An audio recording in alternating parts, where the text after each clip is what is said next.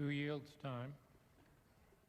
Mr. President, I yield such time to the Senator from Illinois as he should use. Senator from Illinois. Thank you very much, Mr. President. I'd like to rise in strong support of this resolution.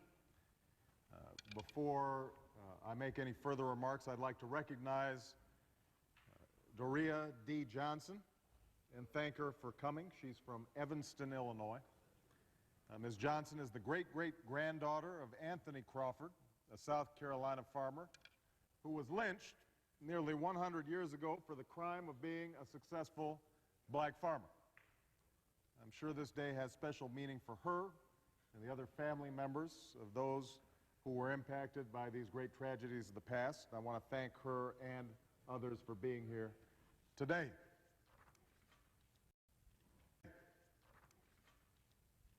Since America's darkest days of Jim Crow, separate but equal, fire hoses, church bombings, cross burnings, and lynchings, the people of this great nation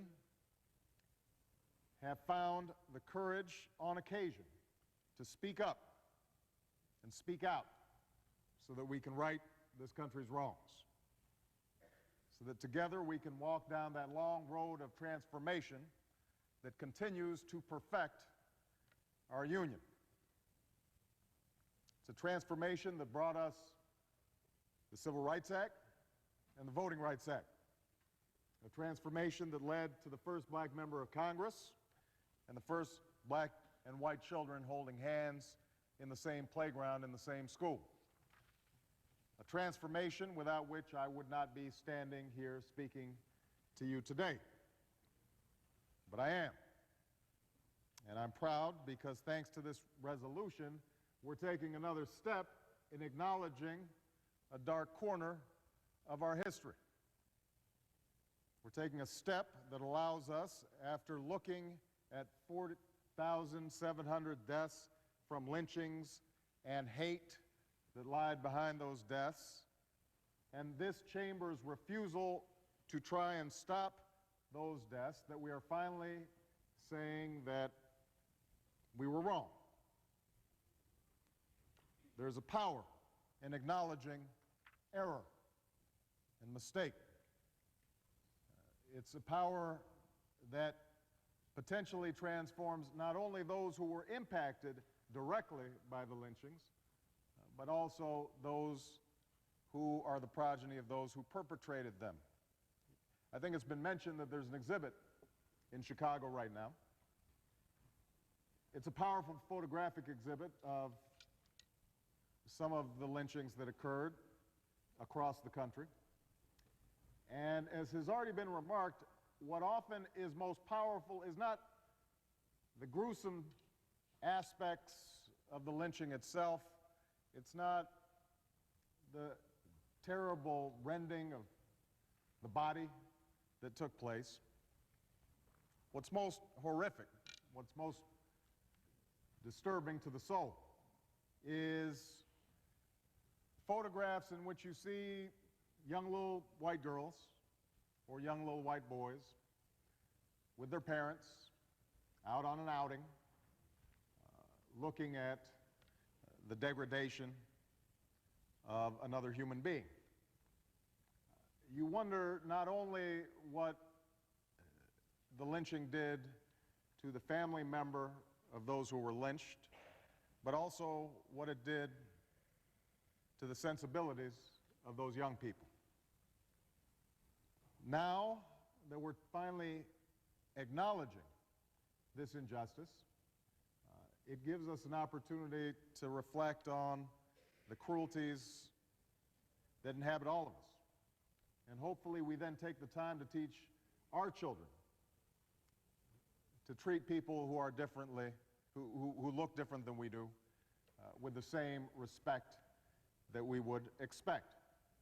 And so it's fitting, it's proper, and it's right that we're doing what we're doing here today.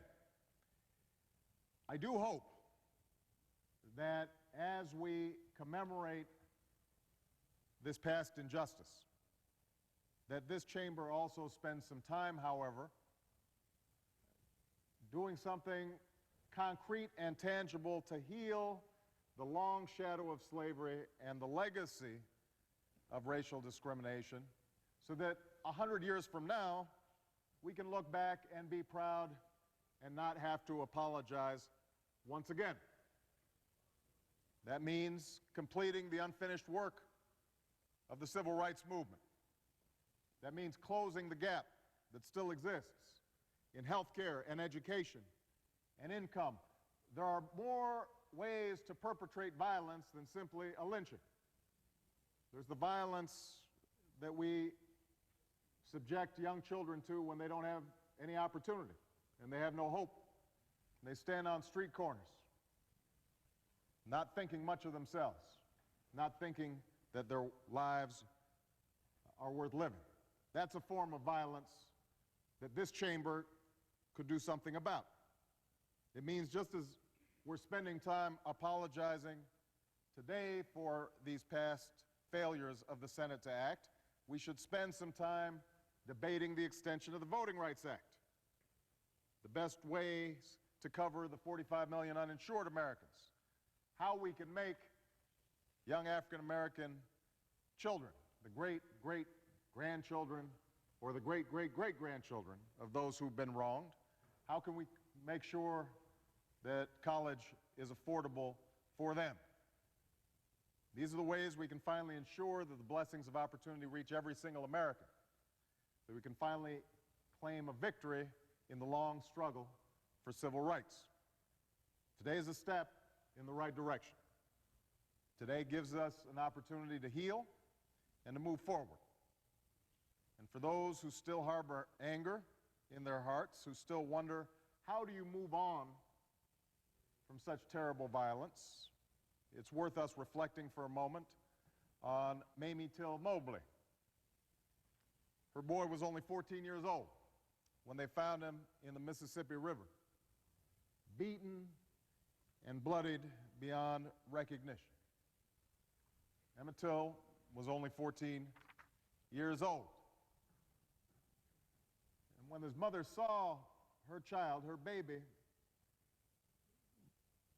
unrecognizable, his face so badly beaten, it barely looked human, and it was suggested that she should have a closed casket, she said, no, we're going to have an open casket. And everybody is going to witness what they did to my child.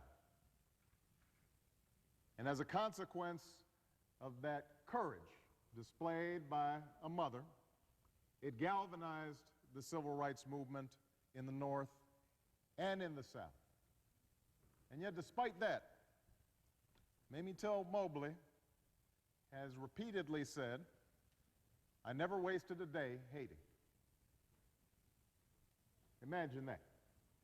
I never wasted a day hating, not one day.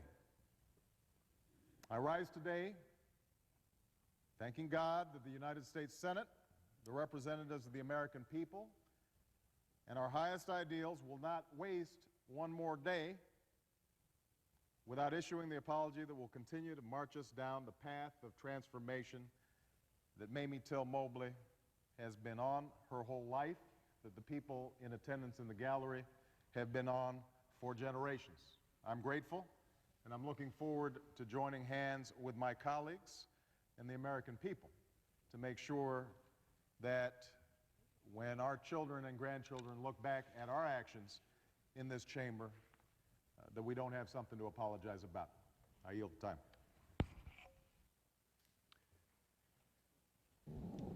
Mr. President. The senator from Arkansas. Thank you, Mr. President. I join my colleagues today to talk about one of our nation's darkest periods, a state